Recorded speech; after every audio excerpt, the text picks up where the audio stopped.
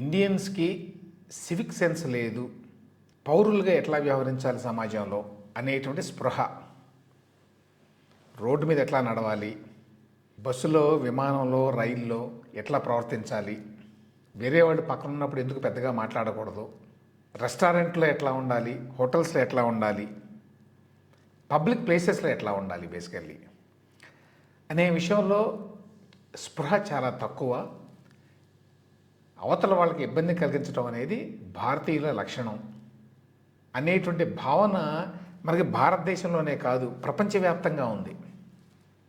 ఈ మధ్యకాలంలో అమెరికా నుంచి దీనికి సంబంధించి చాలా రకాల కథనాలు వీడియోలు వస్తున్నాయి. ఏ విధంగా ఇండియన్స్ ఏమాత్రం సెన్స్ లేకుండా ప్రవర్తిస్తారు, పండగల పేరుతోటి, పిక్నిక్ల పేరుతోటి, లేకపోతే టూరిస్టులుగా ఎక్కడికన్నా వెళ్ళినప్పుడు వాళ్ళ ప్రవర్తన ఎంత దారుణంగా ఉంటుందో చెప్పలేము.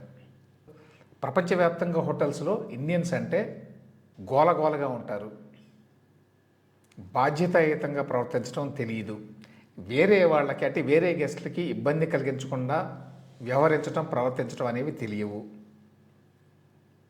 వాళ్ళకి అసలు ఆ సెన్స్ ఉండదు. రెస్టారెంట్లో కూర్చొని పెద్ద పెద్దగా మాట్లాడతారు, లాబీల్లో పెద్దగా మాట్లాడతారు. ఇక విమానంలో సంగతి అయితే చెప్పనక్కర్లా. నిజం చెప్పాలంటే చాలామంది భారతీయులే, ఇండియన్సే విమానంలో ఎక్కువ మంది ఇండియన్స్ ఉంటే ఇష్టపడరు. కారణం ఏంటంటే మనకి ఎట్లా ప్రవర్తించాలనే విషయం తెలియదు. ఇంతకాలమైనా మనం నేర్చుకోవాలా. ఇప్పుడు హర్ష గోయంకా ఒక ట్వీట్ చేశాడు. ఎవరి హర్ష గోయంకా? ఈయన పెద్ద ఇండస్ట్రియలిస్టు, ఆర్పీజీ గ్రూప్ అని చాలామంది వినే ఉంటారు. ఈయన ట్విట్టర్లో అంటే ఎక్స్లో చాలా యాక్టివ్గా ఉంటాడు. చాలా రకాల సామాజిక అంశాల మీద కూడా రాస్తుంటాడు అబ్జర్వేషన్స్. అవి ఆసక్తికరంగానే ఉంటాయి, ఆయనకి మంచి ఫాలోయింగే ఉంది. తాజాగా ఒకటి రాశాడు. అదేంటంటే ఏ విధంగా ఒక స్విట్జర్లాండ్ హోటల్లో భారతీయుల కోసం స్పెషల్గా ఒక నోట్ పెట్టారు అక్కడ అని. అంటే భారతదేశం నుంచి వచ్చేటువంటి గెస్టుల కోసం. ఎక్కడ ఇదంటే గెస్ట్ యాడ్ అని చెప్పి ఒక మంచి టూరిస్ట్ ప్లేసు స్విట్జర్లాండ్లో. మన దేశం నుంచి ఎక్కువగా డబ్బులు ఉన్న వాళ్ళే వెళ్తారు, అది ఆశ్చర్యకరం. ఇప్పుడు వేరే చోట్ల కంటే ఏషియాలో ఉండేటువంటి దేశాలకి అంటే సింగపూరు, మలేషియా, లేకపోతే బాలి, ఇట్లాంటి దేశాలకి మధ్యతరగతి వాళ్ళు కూడా వెళ్తారు. కానీ స్విట్జర్లాండ్కి వెళ్ళేదే కొంచెం డబ్బులు ఉన్నవాళ్ళు. అందులో ఈ గెస్ట్ యాడ్ లాంటి ప్రాంతాలు చాలా ఎక్స్పెన్సివ్గా ఉంటాయి, చాలా ఖరీదు. మరి అక్కడ ఉన్నటువంటి ఒక హోటల్లోనే ఇండియన్స్ కోసం ప్రత్యేకంగా ఒక నోటు పెట్టారట. ఆ నోట్ని ఈయన ఉదాహరించాడు. ఇది లేటెస్ట్ది కాదు, ఈయన 2018లో అక్కడికి వెళ్ళినప్పుడు ఆ హోటల్లో ఈ నోట్ ఉన్నది అని చెప్పి ఆయన రాశాడు. ఆ హోటల్ పేరేంటి? ఆర్కన్సైల్. ఆర్కన్సైల్ అనేది ఫ్రెంచి. దీనికి అర్థం ఏంటంటే రెయిన్బో అని. ఆ హోటల్ వాళ్ళు పెట్టిన నోట్లో ఏముందో తెలుసా? Dear guest from India, welcome to the hotel అని చెప్పి కొన్ని సలహాలు సూచనలు చేశారు. ఏంటి ఆ సలహాలంటే, బ్రేక్ఫాస్ట్కి బఫే ఉంటుంది. అది బఫే ఇక్కడ కూడా ఉంది, హైదరాబాద్లో ఉంది, విజయవాడలో ఉంది, విశాఖపట్నంలో ఉంది, అన్ని చోట్ల తెలుసు మనకి, లేకపోతే దేశంలో ఎక్కడైనా సరే ఏ నగరాల్లోనైనా. వాళ్ళు ఏం చెప్పారంటే ఆ బ్రేక్ఫాస్ట్ బఫేకి వచ్చినప్పుడు వాటిని కవర్లో పెట్టుకుని తీసుకెళ్ళమాకండి అని రాశారు. మనకు అలవాటు కదా మన వాళ్ళకి, బఫే కాబట్టి ఎంతైనా తినొచ్చు కాబట్టి, అంతా ఒకసారి తినలేం కాబట్టి కొన్ని వస్తువుల్ని కవర్లో పెట్టుకుని తీసుకెళ్తారు. వేరే దేశాలకు వెళ్ళినప్పుడు అట్లా చేస్తే అది వ్యక్తిగతంగా మన మీదనే కాకుండా ఆ దేశానికి కూడా చెడ్డ పేరు వస్తుంది అనేటువంటి స్పృహ ఉండదు మనకి. Please do not take anything with you అని స్పెసిఫిక్గా రాశారు.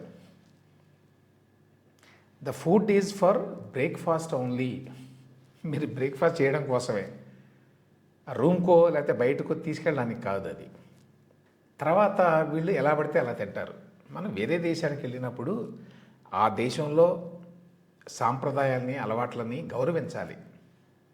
పిచ్చి పిచ్చిగా చేత్తో తింటాము, దేంతో తినాలో కాకుండా ఇంకొక దాంతో తింటాము చేయకూడదు అక్కడ. ఎస్పెషల్లీ యూరోప్లో వాళ్ళు కొన్ని పద్ధతులు పాటిస్తారు. ఆ పద్ధతులకు అనుగుణంగా ఉండాలి అక్కడికి వెళ్ళదలుచుకుంటే. మనకి ఇష్టం లేకపోతే అక్కడికి వెళ్ళకూడదు. అక్కడికి వెళ్ళిన తర్వాత కాదు నేను ఎదురుగా పెట్టుకొని చేత్తోనే కలుపుకొని తింటాను అంటే మీరు అందరి ముందు చేయకూడదు, ఇది హోటల్లో చేయకూడదు, వాళ్ళకి ఇబ్బంది.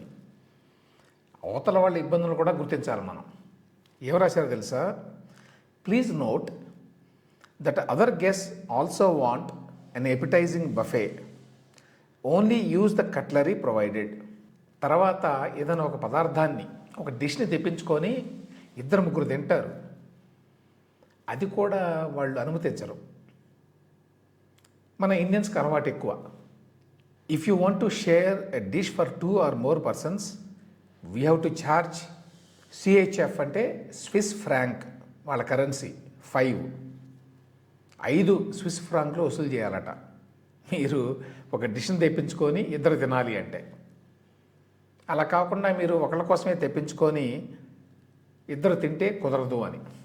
తర్వాత మన వాళ్ళు ఎక్కడున్నా గోల చేస్తారు. అంటే రెస్టారెంట్కి వెళ్ళినప్పుడు కొంచెం నెమ్మదిగా మాట్లాడడం, క్వైట్గా మాట్లాడడం రాదు.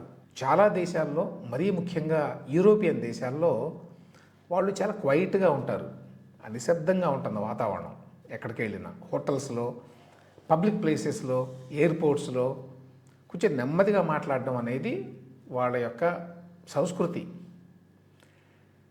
మనం ఎలా పడితే అలా పెద్దగా మాట్లాడతాం, వేరే మనుషులు ఉన్నారు చుట్టుపక్కల అనేటువంటి స్పృహ ఉండదు.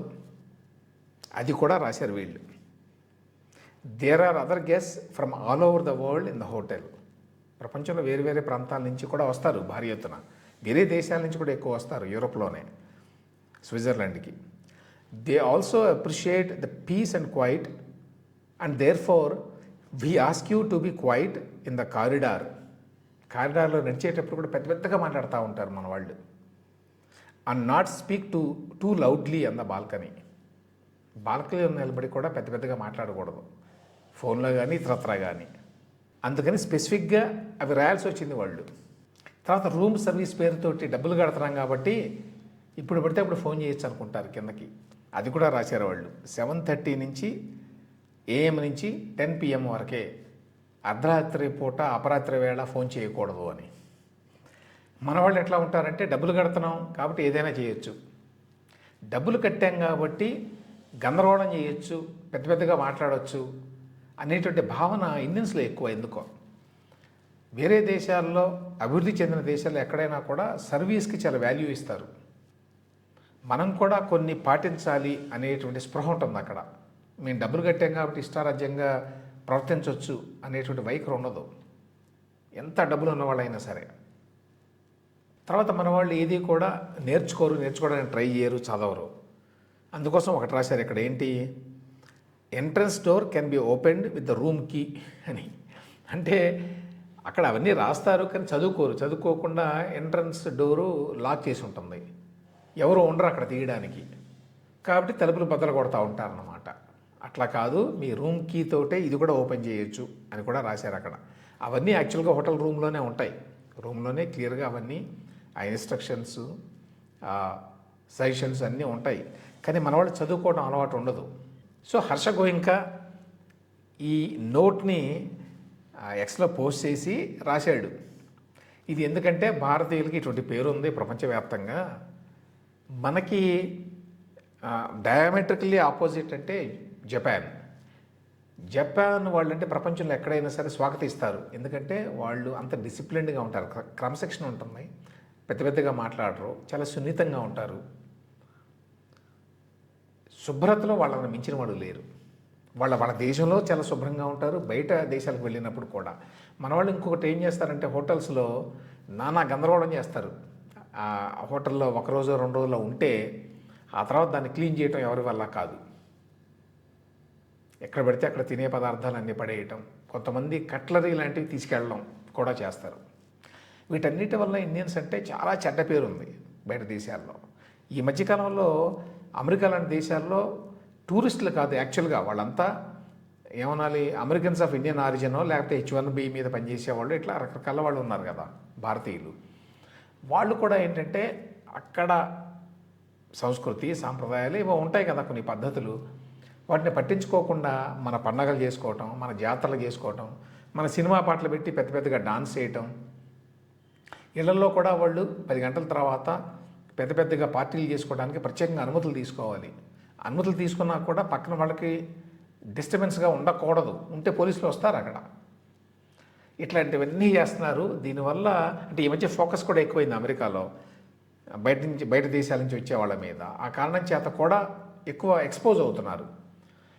సరే, వాళ్ళు ఏం చేస్తున్నారు, ఏమనుకుంటున్నారు అనేది పక్కన పెడితే, భారతీయులుగా మనం సివిక్ సెన్స్ని పెంపొందించుకోవాల్సిన అవసరం అయితే ఉంది అనే విషయం ఆ ఫారిన్ కంట్రీస్కి వెళ్ళడం గురించే కాదు, మన దేశంలో కూడా ఉంది. మన దేశంలో ఎయిర్పోర్ట్లలో, బస్ స్టేషన్స్లో, పబ్లిక్ ప్లేసెస్లో, హోటల్స్లో, రెస్టారెంట్స్లో ఎట్లా ప్రవర్తిస్తాం అనేది చూస్తే ఎవరికైనా అర్థమవుతుంది.